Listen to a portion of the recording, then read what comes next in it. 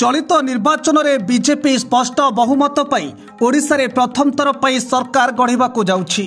केंद्र में मोदी मंत्रिमंडल में ओडिशारू काहाकू मिलिबो स्थान ताकू नहीं एबे आरंभ हो जाइछि चर्चा।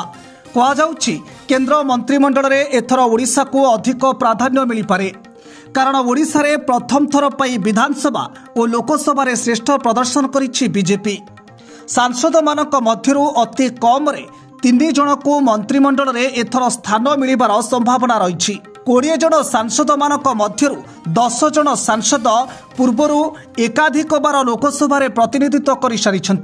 सेमाने हेले जुएल ओराम, धर्मेंद्र प्रधान, अनंत नायक, प्रताप षडंगी, संगीता कुमारी सिंहदेव, बैजयंत पंडा, बलभद्र माझी, भर्तुहरी महताब, अपराजिता षडंगी और विभु प्रसाद तराई।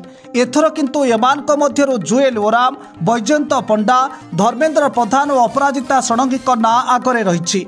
जदि धर्मेंद्र को मुख्यमंत्री भाव चयन करा जाए तेबे अन्य 3 जन को मंत्री पद मिल पारे बोली चर्चा होउछि। सेहिपरि बाचस्पति पदवी पाई भर्तुहरी ना जातीय गणमाध्यम रे चर्चा होइछि। तेबे काहाकू मिलिबो मंत्रिमंडल रे स्थान ताहा जून 9 तारिख पूर्व स्पष्ट होइजिवो।